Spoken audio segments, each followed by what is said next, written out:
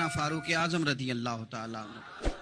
تو عمر فاروق رضی اللہ تعالیٰ عنہ مدینے کی گلی سے گزرے، امیر المومنین ہے، مدینے کی گلی سے گزر رہے ہیں. ایک گھر کے اندر سے بچیوں کے رونے کی آواز آئی. بچیاں رو رہی ہیں اور بچی اپنی ماں سے کیا کہتی ہے؟ کہتی ہے اماں ابو بکر تو اب انتقال کر گئے. حضرت عمر کا پہلے دن ہے خلافت کا، اب ہمارا کیا بنے گا؟ ابو بکر تو وصال کر گئے. حضرت عمر فاروق رضی اللہ تعالیٰ عنہ نے رونے کی آواز سنی، دروازے پہ دستک دی، کہا بیٹو کیا بات ہے؟ تو بچیاں کہنے لگیں عمر ہمارے ابا جی ہماری 10-15 بکریاں ہیں، تو ہمارے والد صاحب ان کا دودھ دھو کے بیچا کرتے تھے، گزارا ہو جاتا تھا. جس دن ابا جی فوت ہوئے تو اس دن سے لے کر ابو بکر صدیق روز عصر کے بعد آیا کرتے تھے، ہماری بکریوں کا دودھ دھو کے دیتے تھے، کچھ ہم پیتی تھی، کچھ بیچ لیتی تھی، گزارا چلتا تھا. جس دن ابو بکر صدیق خلیفہ بنے تو ہم نے جا کے کہا ابو بکر اب کون دودھ دھوئے گا؟ تو سیدنا صدیق اکبر رضی اللہ تعالیٰ عنہ نے فرمایا بیٹے پہلے تو میں مرضی سے خدمت کرتا تھا، اب تو مصطفیٰ کی امت کی نوکری میری ڈیوٹی بن گئی ہے تو میں آؤں گا. بچیاں رو رہی ہیں، حضرت عمر کو بتاتی ہیں، کہتی ہیں ابو بکر چلے گئے ہیں تو ہم پریشان ہیں، یتیم ہیں، لاوارث ہیں، بھائی کوئی نہیں، کون آئے گا، کون دیکھ بھال کرے گا؟ حضرت عمر فاروق گھٹنوں کے بل زمین پہ بیٹھ گئے، ان چھوٹی چھوٹی بچیوں کو سینے سے لگایا، فرمانے لگے میں ابو بکر کا کیا کروں، میرے لیے رستے بڑے مشکل کر گیا ہے، میں اس کے کس بادشاہ وقت ہو کے وہ غریبوں کے گھروں میں آ کے ان کی بکریوں کا دودھ بھی دوتا تھا، امیر المومنین ہو کے یہ رنگ بھی تھا. پر میں بیٹیوں فکر نہ کرنا، جب تک عمر زندہ رہے گا، عمر آتا رہے گا، یہ نوکری کرتا رہے گا. کچھ دن بیتے تو حضرت عمر فاروق کو یاد آیا اوہو مدینے میں ایک بوڑھی اماں بھی رہتی ہے جس کا کوئی گھر کا کام کرنے والا نہیں، اور جس بی بی کا کوئی بال بچہ نہیں اور آنکھوں سے بھی وہ نابینی ہے. حضرت ابو بکر صدیق رات کے سناٹے میں جایا کرتے تھے، اس کے گھر میں جھاڑو دیتے تھے. یہ بادشاہ ہے، اس کی فقیری کا رنگ دیکھو، اس کو کنویں سے پانی بھر کے لا کے دیتے تھے. اور یہ لفظ آپ سنیں گے تو حیران ہو جائیں گے. اس بوڑھی اماں کے لیے نا ایک کونے میں گھر میں دور بار شیر میں ایک جگہ کھود دی تھی جہاں وہ بی بی پخانہ اور پیشاب کرتی تھی. امیر المومنین حضرت ابو بکر صدیق رات کو جاتے تھے اور اس کا وہ پخانہ وہاں سے اٹھا کے باہر پھینک کے آیا کرتے تھے. اس عورت نے پیغام بھیجا کہ عمر سے کہو میری بھی ڈیوٹیاں تو نہیں سر انجام دینی ہیں. عمر فاروق ساری رات کام کرتے، سناٹا گہرا ہوتا تو جھاڑو دبایا بغل میں اور عمر فاروق نکلے ہوئے اس بی بی کے گھر میں جھاڑو دیا جا رہا ہے. حضرت انس بن مالک فرماتے ہیں میں نے آخری عمر میں بھی اس بوڑھے عمر کو دیکھا ہے، اس بڑھاپے میں بھی میں نے اس شخص کو دیکھا ہے کہ جب وجود کمزور ہو گیا، داڑھی سفید ہو گئی، لیکن پھر بھی اس کا انداز نہیں بدلا. اس نے ساری زندگی بادشاہی میں فقیری کر کے گزار دی، یہ پھر بھی کسی کے گھر میں جھاڑو دیتا ہے، کسی کی بکریوں کا دودھ دھوتا ہے، یہ کسی غریب میرے دوست یہ. اور جب سیدنا فاروق اعظم رضی اللہ تعالیٰ عنہ خطبہ دینے بیٹھتے ہیں تو کپڑے پھٹے ہیں، پیبند لگے ہیں، مزاج سادہ ہے، بڑا مال آیا ہے، بڑا مال، لیکن تقسیم کر دیا. اور یہی انداز آگے اپنے گورنروں کو دیا. حضرت سعید بن عامر رضی اللہ تعالیٰ عنہ آپ کے گورنر ہیں، حمص کے گورنر ہیں. جب لسٹ آئی نا غریبوں کی، حضرت عمر نے کہا کہ حمص کے جتنے غریب لوگ ہیں ان کی لسٹ بنا کے بھیجو، ان کو چندہ لگانا ہے. تو 18ویں نمبر پر حضرت سعید بن عامر کا نام بھی آ گیا، گورنر صاحب کا. تو حضرت عمر نے سوچا شاید کوئی اور سعید بن عامر ہے، فرمانے لگے یہ کون ہے؟ جس کی ڈیوٹی لگائی تھی اس سے کہنے لگے یہ سعید کون ہے؟ تو کہا حضرت جی ہمارے صوبے کا گورنر. تو فرمایا اس کی لسٹ فقیروں میں؟ فرمانے لگے پتہ نہیں آپ نے کیا رنگ بھر کے بھیجا ہے، مہینہ مہینہ یہ شخص درختوں کے پتے کھا کے گزارا کر دیتا. یہ میں فرشتوں کی کہانیاں نہیں سنا رہا آپ کو، میں آپ کو جنات کی یا عالم بالا کی باتیں نہیں، اس دھرتی پہ بسنے والے، اس دھرتی پہ وقت گزارنے والے میرے رسول پاک کے تیار کردہ ہیرو کی باتیں عرض کر رہا ہوں. حضرت عمر گئے ایک دفعہ، کہا مجھے بتاؤ تمہارا گورنر کیسا ہے؟ تو حمص کے لوگ کہنے لگے ہمیں اپنے گورنر سے 4 شکایتیں. کون کون سی؟ کہ پہلی بات تو یہ ہے کہ گورنر صاحب کو چاہیے فجر کے وقت آئیں، یہ سورج نکل آتا ہے تو باہر آتے ہیں گھر سے، سورج نکل آتا ہے تو آپ کہہ کے تو دیکھیں کسی معمولی سرکاری ملازم سے بھی. پھر آپ دیکھیے آپ کا کیا بنتا ہے. کہا یہ سورج نکلتے وقت آتے ہیں. دوسری شکایت یہ ہے کہ دن کو ملتے ہیں رات کو نہیں ملتے. تیسری شکایت یہ ہے کہ مہینے میں ایک دن ملتے ہی نہیں گورنر صاحب. چوتھی شکایت ہے کہ روتے ہیں کبھی کبھی, اتنا روتے ہیں کہ بے ہوش ہو جاتے ہیں. حضرت فاروق اعظم نے کھڑا کر لیا, فرمایا سعید تیری شکایات آئی ہیں. کہ حضور حکم. فرمایا سنا ہے, پہلے تو فجر کے وقت آ جاتا تھا لوگوں کے مسائل سننے, اب تو سورج نکلتے وقت آتا ہے. کہا حضور بیوی بیمار ہو گئی ہے اور گھر میں نوکر تو ہے کوئی نہیں, تو میں سویرے اٹھتا ہوں تو پہلے ناشتہ بناتا ہوں, بچوں کو کھلاتا ہوں.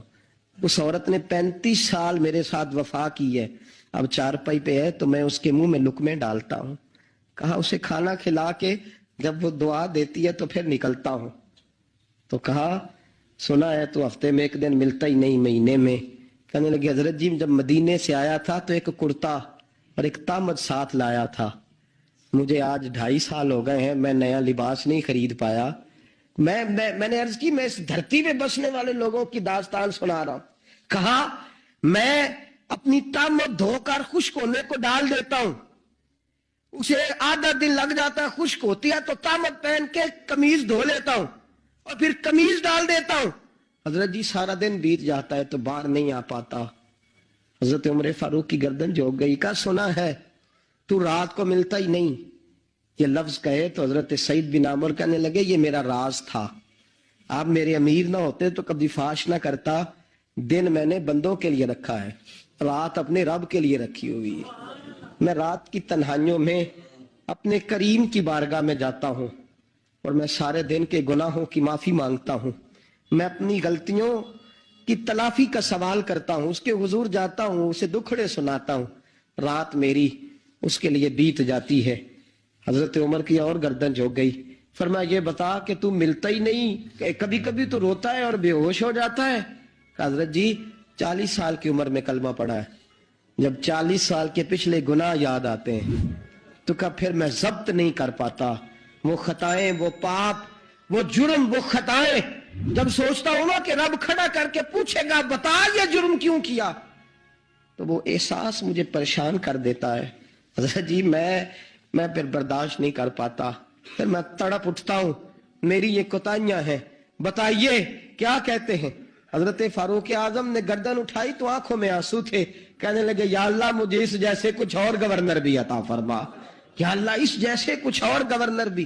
عزیزو اپنا حال کیا ہے. ملک شام جب فتح ہوا تو حضرت سعد بن ابی وقاص رضی اللہ تعالیٰ عنہ کہتے ہیں کہ کچھ لوگ مجھے کہنے لگے کہ ہم آپ سے معاملات طے نہیں کریں گے, ہم جزیہ دیں گے, ٹیکس دیں گے, اسلامی حکومت کے زیر اثر آئیں گے, لیکن آپ سے معاملات طے نہیں کریں گے, اپنے امیر کو بلائیے. تو حضرت سیدنا سعد بن ابی وقاص کہتے ہیں میں نے خط لکھا. فرماتے خط لکھا حضرت عمر کو. میں نے کہا جناب آئیے. جواب میں حضرت عمر نے خط میں جواب لکھا کہ فلان دن فلان تاریخ فلان وقت میں ملک کے شام پہنچ جاؤں گا. حضرت سیدنا عمر چلے گھر سے, ایک غلام, ایک گھوڑا, ایک نیزہ. حضرت فاروق اعظم نے کچھ کھجوریں, خشک کھجوریں, کچھ سرکہ باندھ کے رکھ لیا رستے میں کھانے کو. یہ بادشاہی میں فقیری ہو رہی ہے. لاکھوں مربع میل کا حکمران ہے, کروڑوں اربوں روپے پاس پڑے ہوئے, وہ ساری چیزیں رکھ لیں اور سیدنا عمر فاروق رضی اللہ تعالیٰ عنہ چلنے لگے. اب غلام سے کہنے لگے بھئی میرا گھوڑا ذرا ماڑا ہے, کمزور ہے, طے کر لیں, اتنے میل تو گھوڑے پہ بیٹھے گا, میں پیدل چلوں گا, پھر اتنے میل میں گھوڑے پہ بیٹھوں گا, تو پیدل چلے گا. ملک شام پہنچنے کا وقت آ گیا. جب وقت آیا تو پیدل چلنے کی سواری حضرت عمر کی تھی, ان کی باری تھی پیدل چلنے کی, اور سواری پر سوار ہونے کی باری غلام کی تھی. یہ لوگ رشتے کرتے ہیں نا تو کرائے کی کار لے کے چلے جاتے ہیں, بعد میں وہ پوچھتے ہیں کہ تسی تے کار تے آئے سو. ہم اپنے آپ کو بنانے کے لیے جھوٹی انعام بھی خریدنی پڑے تو خریدنے سے ہم پرہیز, ہم جو بتاتے ہیں وہ ہم ہوتے نہیں, اور جو ہوتے ہیں وہ ہم بتاتے. حضرت سیدنا عمر فاروق رضی اللہ تعالیٰ عنہ سواری پہ غلام ہے, خود پیدل ہے, اور حال کیا ہے, بارش ہوئی تھی تو کچھ پانی کھڑا تھا, چھوٹے چھوٹے جوہڑوں میں چھوٹے چھوٹے تالاب بنے ہوئے تھے, پانی کھڑا تھا.